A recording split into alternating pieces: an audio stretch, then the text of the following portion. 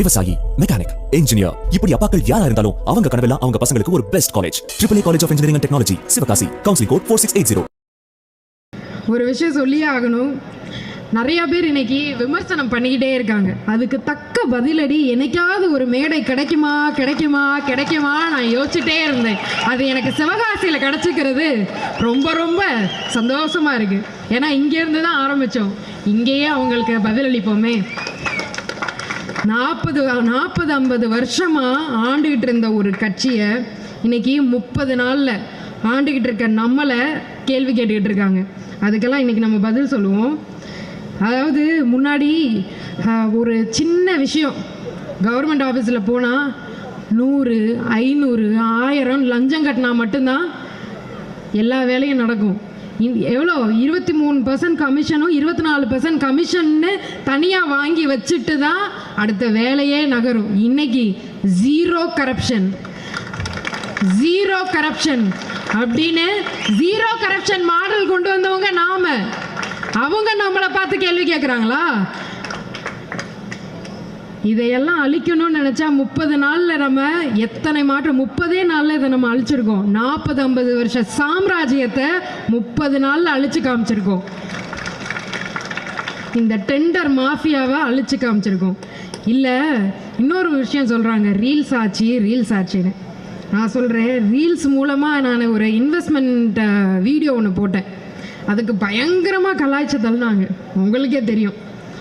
நான் சொல்கிறேன், நீங்கள் மக்களோட வரி பணத்தில் சொகுசாக இன்வெஸ்ட்மெண்ட் வாங்கி தரேன்னு குடும்பமாக பயணம் செஞ்சீங்களே, அப்போ உங்களுக்கு தெரியலையா?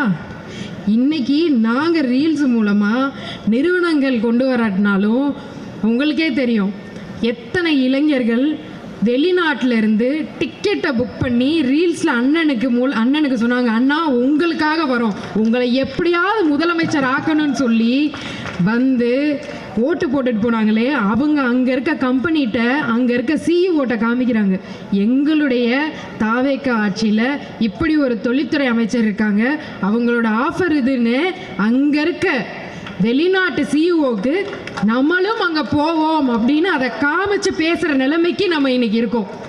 அதை மற்ற கட்சிகள், இதர கட்சிகள் மற்றும் பலர் புரிஞ்சுக்கிட்டு தான் ஆகணும். இன்னைக்கு இன்னொன்று சொல்லிக்கிறேன், அவங்க இருந்த காலகட்டத்தில் 25 கம்பெனி போச்சு. 5 வருஷத்தில் 25 கம்பெனி போச்சு. ஏன் தெரியுமா?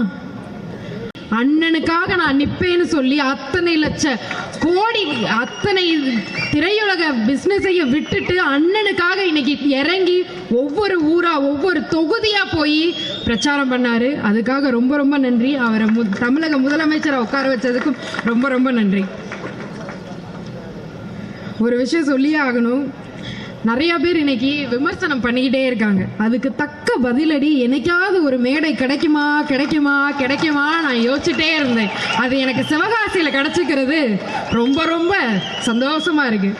ஏன்னா இங்கேருந்து தான் ஆரம்பித்தோம், இங்கேயே அவங்களுக்கு பதிலளிப்போமே. 40-50 வருஷமாக ஆண்டுகிட்டு இருந்த ஒரு கட்சியை இன்னைக்கு 30 நாளில் ஆண்டுகிட்டு இருக்க நம்மளை கேள்வி கேட்டுக்கிட்டு இருக்காங்க. அதுக்கெல்லாம் இன்னைக்கு நம்ம பதில் சொல்லுவோம். அதாவது முன்னாடி ஒரு சின்ன விஷயம், கவர்மெண்ட் ஆஃபீஸில் போனால் 100, 500, 1000 லஞ்சம் கட்டினா மட்டும்தான் எல்லா வேலையும் நடக்கும். எவ்வளோ 23% கமிஷனும் 24% கமிஷன்னு தனியாக வாங்கி வச்சுட்டு தான் அடுத்த வேலையே நகரும். இன்னைக்கு ஜீரோ கரப்ஷன் அப்படின்னு ஜீரோ கரப்ஷன் மாடல் கொண்டு வந்தவங்க நாம. அவங்க நம்மளை பார்த்து கேள்வி கேட்குறாங்களா? இதையெல்லாம் அழிக்கணும்னு நினச்சா 30 நாளில் நம்ம எத்தனை மாற்றம், 30 நாளில் இதை நம்ம அழிச்சிருக்கோம். 40-50 வருஷ சாம்ராஜ்யத்தை 30 நாளில் அழிச்சு காமிச்சிருக்கோம். இந்த டெண்டர் மாஃபியாவை அழிச்சு காமிச்சிருக்கோம். இல்லை, இன்னொரு விஷயம் சொல்கிறாங்க, ரீல்ஸ் ஆச்சுன்னு. நான் சொல்கிறேன், ரீல்ஸ் மூலமாக நான் ஒரு இன்வெஸ்ட்மெண்ட் வீடியோ ஒன்று போட்டேன். அதுக்கு பயங்கரமாக கலாய்ச்சி தள்ளினாங்க, உங்களுக்கே தெரியும். நான் சொல்கிறேன், நீங்கள் மக்களோட வரி பணத்தில் சொகுசாக இன்வெஸ்ட்மெண்ட் வாங்கி தரேன்னு குடும்பமா பயணம் செஞ்சீங்களே, அப்போ உங்களுக்கு தெரியலையா?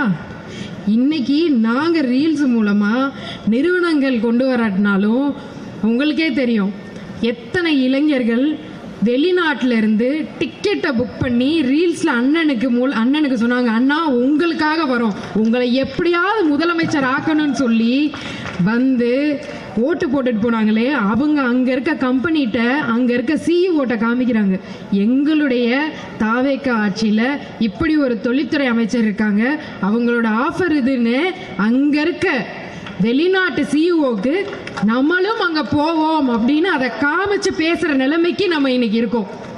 அதை மற்ற கட்சிகள், இதர கட்சிகள் மற்றும் பலர் புரிஞ்சுக்கிட்டு தான் ஆகணும். இன்னைக்கு இன்னொன்று சொல்லிக்கிறேன், அவங்க இருந்த காலகட்டத்தில் 25 கம்பெனி போச்சு, 5 வருஷத்தில் 25 கம்பெனி போச்சு. ஏன் தெரியுமா? ஆக்டிங் ஒரு அமைச்சர் இருந்தார், தொழில்துறை அமைச்சருக்கு ஒரு ஆக்டிங் அமைச்சர் இருந்தார். அவர் யாரும் இல்லை, அந்த அமைச்சரோட தம்பி தான். அந்த தம்பி என்ன பண்ணுவார் தெரியுமா? ஒவ்வொரு டெண்டருக்கும் ஒவ்வொரு இன்வெஸ்ட்மெண்ட்டுக்கும் ஒரு இது கொடுங்க அது கொடுங்க அப்படின்னு கேட்டுக்கிட்டு இருந்தார். அதனால 25 கம்பெனி போச்சு. டேட்டாவோட பேசுனாங்கல்ல, நானும் டேட்டாவோட பேசுகிறேன். 25 கம்பெனி போச்சு.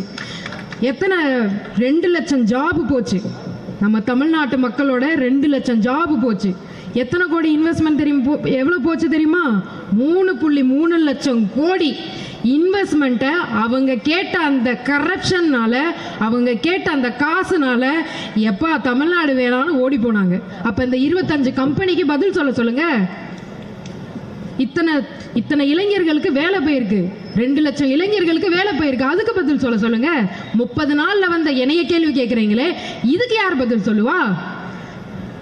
சரி, இதெல்லாம் முடிஞ்சது. ஒரு நிமிஷம், அந்த தம்பியை மட்டும் இன்னும் அந்த தம்பி ஆக்டிங் அமைச்சராகவே வாழ்ந்துக்கிட்டு இருக்காரு. இன்னமும் அந்த கரப்ஷன் அவர் விடலை. அதையும் நாங்கள் ஒழிச்சு கட்டுறதுக்கான விதிகள்லாம் நாங்கள் பண்ணிக்கிட்டு தான் இருக்கோம். அதை ஞாபகம் வச்சுக்கோங்க தம்பியே.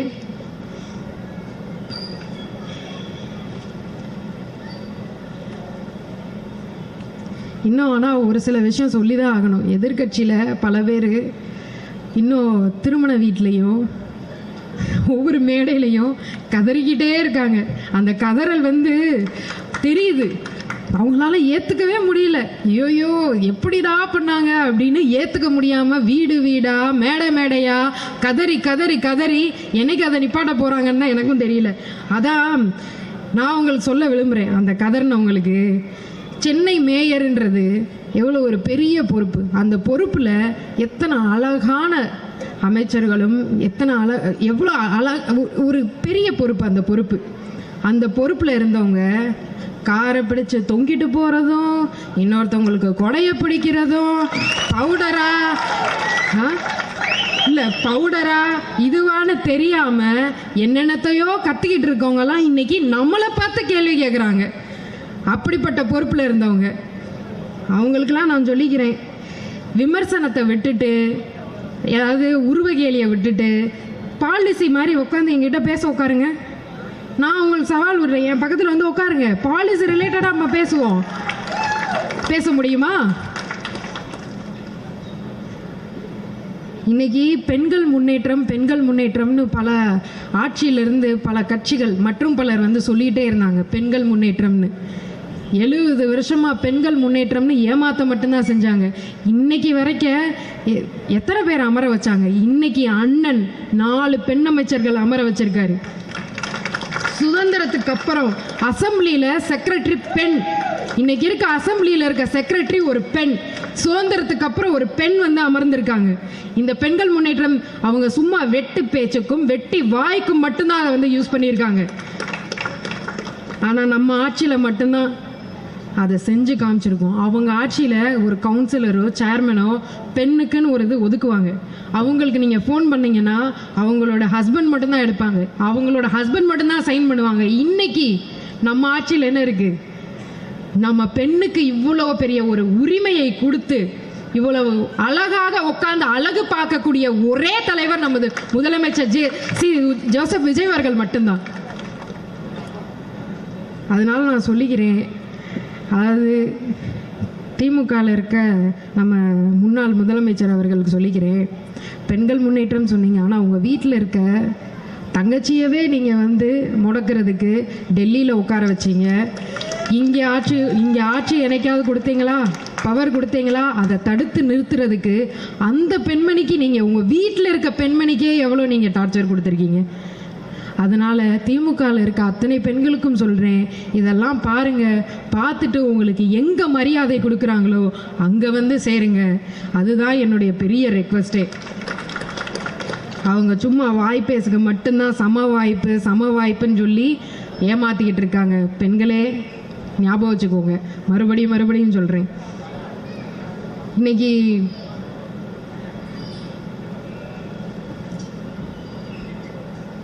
இன்னொன்று நம்மளை முதலமைச்சரை வந்து கேள்வி கேட்டுகிட்டே இருக்காங்க, பெண்கள் பாதுகாப்பு இல்லை அப்படின்னு சொல்லி.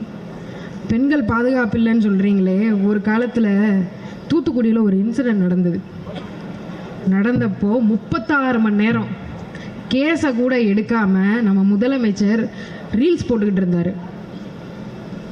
2 குழந்தைகளை கூப்பிட்டு வச்சு ரீல்ஸ் போட்டுக்கிட்டு இருந்தார். 36 மணி நேரம் அந்த கேஸே எடுக்காமல் இப்படிப்பட்ட ஒரு ஆட்சியை நீங்கள் அமைச்சிக்கிட்டு நாங்கள் 30 நாளில் வந்து அத்தனை சாதனைகள் படைச்சிருக்கோம். அவங்களுக்கான தேவையை உடனடியாக நடவடிக்கை எடுத்து பண்ண தலைவரை நீங்கள் கேள்வி கேட்குறீங்களா? ஜூன் 3லிருந்து ஜூன் 16 வரை 473 போதைப் பொருட்கள் தொடர்பான வழக்கு அவங்களுக்கு அகைன்ஸ்டாக நம்ம போட்டிருக்கோம். 672 போதைப் பொருட்கள் அவங்க அத்தனை பேரையும் நம்ம கண்டுபிடிச்சிருக்கோம் 30 நாளில். 1418 இடங்களில் விழிப்புணர்வு நிகழ்ச்சி நடத்தியிருக்காங்க. இதில் நம்ம இன்னைக்கு பேசப்படுற சிங்கப்பெண் அதிரடிப்படை என்ன பண்ணாங்க தெரியுமா? ஒரு குழந்தையும் ஒரு பெண்ணையும் ஒரு சிறிய நேரத்தில் கண்டுபிடிச்சு கொடுத்துருக்காங்க. இப்படிப்பட்ட ஆட்சியை நாங்கள் கொடுத்துருக்கோம், நீங்கள் எங்கள்கிட்ட கேள்வி கேட்குறீங்களா?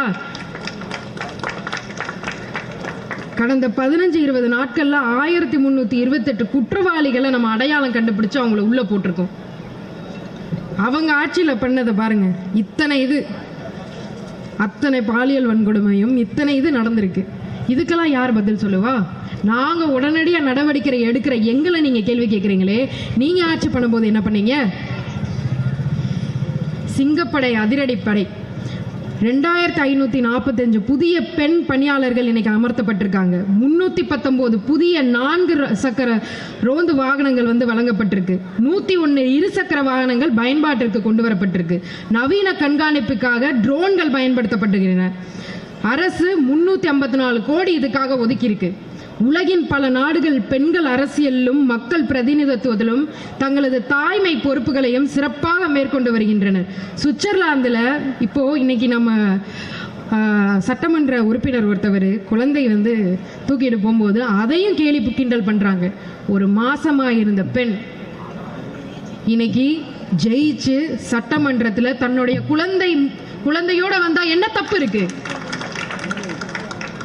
எத்தனை நாட்டில்? சுவிட்சர்லாந்தில் நாடாளுமன்ற உறுப்பினர் சாரா வைஸ் தனது கைக்குழந்தையுடன் நாடாளுமன்ற கூட்டங்களில் பங்கேற்று உலகின் பாராட்டை பெற்றவர். அதேபோல் சுவிட்சர்லாந்தின் ஐரின் கேலின் 2018ஆம் ஆண்டு தனது குழந்தையுடன் தேசிய கவுன்சில் அவையில் கலந்து கொண்டு தாய்மைக்கும் பொது சேவைக்கும் இடையிலான சமநிலையை வெளிப்படுத்தினார். ஆஸ்திரேலிய செனட்டர் லரிசா வாட்டர்ஸ் 2017ஆம் ஆண்டு நாடாளுமன்ற அமர்வின் போது தனது குழந்தைக்கு தாய்ப்பால் கொடுத்து வரலாறு படைத்தார். நாடாளுமன்ற வளாகத்தில் குழந்தைக்கு தாய்ப்பால் கொடுத்த முதல் செனட்டர் என்ற பெருமையும் பெற்றார். அதேபோல் இங்கிலாந்து நாடாளுமன்ற உறுப்பினர்களான கெமி பேடனோக் மற்றும் ஸ்டெல்லா கிரீசி ஆகியோர் 2019ஆம் ஆண்டு தங்களது கைக்குழந்தைகளை அருகில் வைத்தபடியே பதவியேற்று குடும்ப பொறுப்புகளுக்கும் மக்கள் சேவையும் ஒன்று கொண்டு முரணானவை அல்ல என்பதை உலகிற்கு எடுத்து காட்டினார். இத்தகைய நிகழ்வுகள் பெண்கள் தாய்மையையும் தலைமைத்துவத்தையும் ஒரு சேர சிறப்பாக மேற்கொள்ள முடியும் என்பதற்கான வலுவான சான்றுகள். இதை நீங்க திமுக ஆட்சி அதையும் ஒரு அரசியலாக்கி அதையும் இவ்வளவு இழிவான அரசியல் பண்ண முடியும் நீங்க காமிச்சுக்கிட்டு இருக்கீங்க. தாவேக அரசோட நான் சாதனைகளை சொல்றேன். இத்தனை ஆண்டுகள், அதாவது 30 நாளில் நம்ம பண்ண சாதனைகள். அவங்க 30 நாளில் என்ன பண்ணாங்க, நான் இன்னைக்கு வரை நம்ம தெரியவே தெரியாது. நான் சொல்கிறேன், 200 யூனிட் இலவச மின்சார திட்டம், தகுதியுள்ள குடும்பங்களுக்கு 200 யூனிட் வரை இலவச மின்சாரம் வழங்கும் அரசாணையில் கையெழுத்திட்டார். பெண்கள் பாதுகாப்பு சிறப்பு படை, பெண்கள் மற்றும் குழந்தைகள் பாதுகாப்பிற்காக சிங்கப்பெண் அதிரடிப்படை தொடங்கப்பட்டது. 717 டாஸ்மாக் கடைகள் மூடப்பட்டது. கோயில்கள், பள்ளிகள், பேருந்து நிலையங்கள் அருகில் இருந்த 714 டாஸ்மாக் கடைகளை மூட உத்தரவிட்டார். தூத்துக்குடி ஹூண்டாய் கப்பல் திட்டம், 38,000 கோடி மதிப்பிலான ஹூண்டாய் கப்பல் திட்டம் தொழில் வளாகத்திற்கு ஆதரவளித்து சுமார் 15,000 வேலை வாய்ப்புகளை உருவாக்கும் முயற்சி மேற்கொள்ளப்பட்டுள்ளது. தமிழ்நாட்டின் பாரம்பரிய இருமொழி கொள்கை தொடரும் என அறிவித்தார். கர்நாடக அரசின் மேகதாது அணை திட்டத்திற்கு எதிராக தமிழ்நாடு சட்டப்பேரவையில் ஒருமனதாக தீர்மானம் நடைபெறப்பட்டது.